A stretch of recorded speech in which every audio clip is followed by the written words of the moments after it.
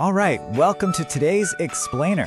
If you're a parent, a caregiver, or just someone who is genuinely fascinated by how modern technology messes with human biology, you are absolutely in the right place.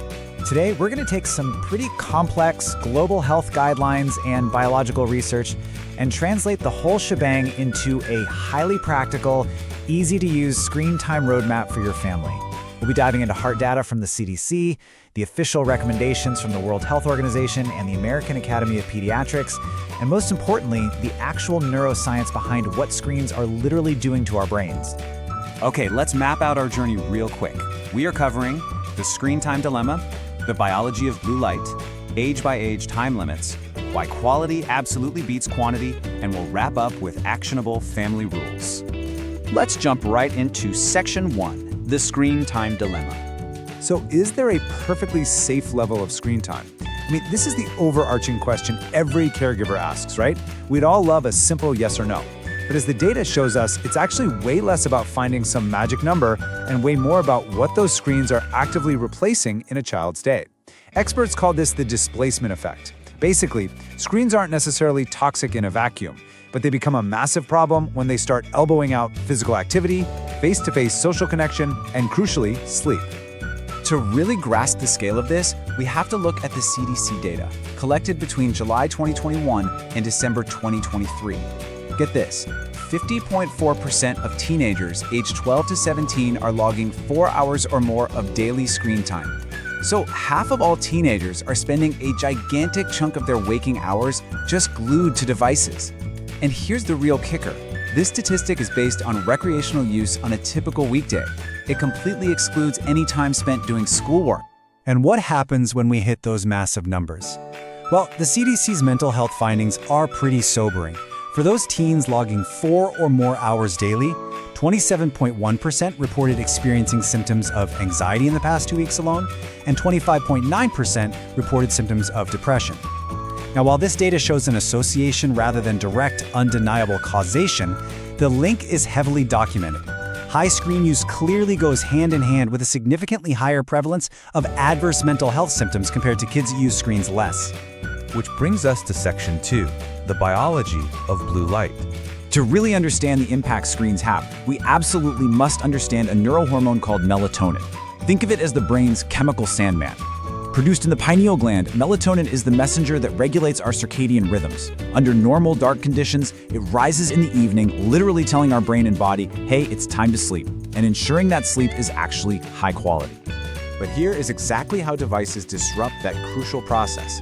The short wavelength blue light emitted from a smartphone or a tablet travels directly through the eye and hits a very specific set of cells in the retina.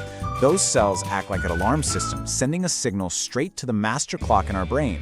That clock then orders the pineal gland to actively inhibit or block the production of melatonin.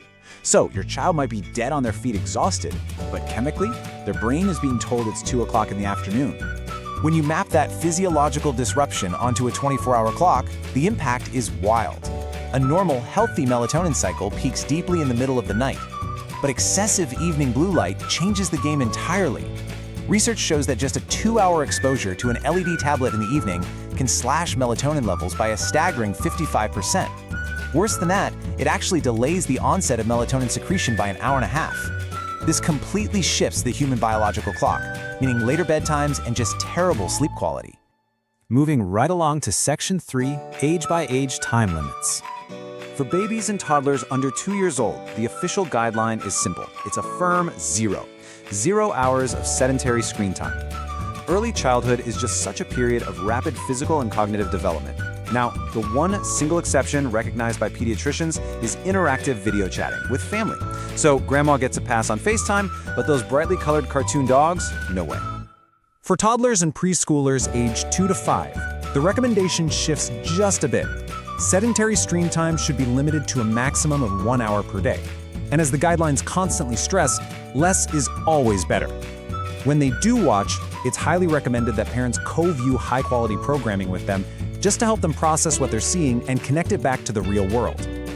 For children and teenagers aged 5 to 17, health authorities say recreational screen time needs to be capped at no more than 2 hours per day. This limit is designed specifically to ensure screens don't eat into the hours required for physical health, socialization, and the 8 to 11 hours of uninterrupted sleep that school-age kids and teens absolutely need. If you synthesize the global consensus across all these age groups, you'll see that screen time limits are completely tied to sleep requirements. It's all about managing a 24-hour puzzle. Think about it. If a teenager is awake for 16 hours and they need 8 to 10 hours of sleep, plus an hour of physical activity, logging 4 hours of screen time simply does not leave enough room for homework, family meals, and actual real-world socializing. Next up, Section 4, quality over quantity.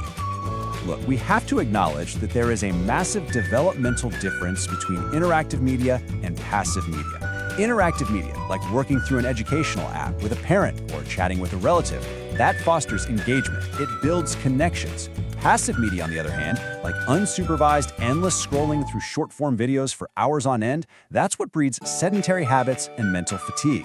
The AAP urges us to focus heavily on the quality of those digital interactions, not just obsess over the raw amount of time spent. You know what's really fascinating? Young people themselves are actually acutely aware of this balance.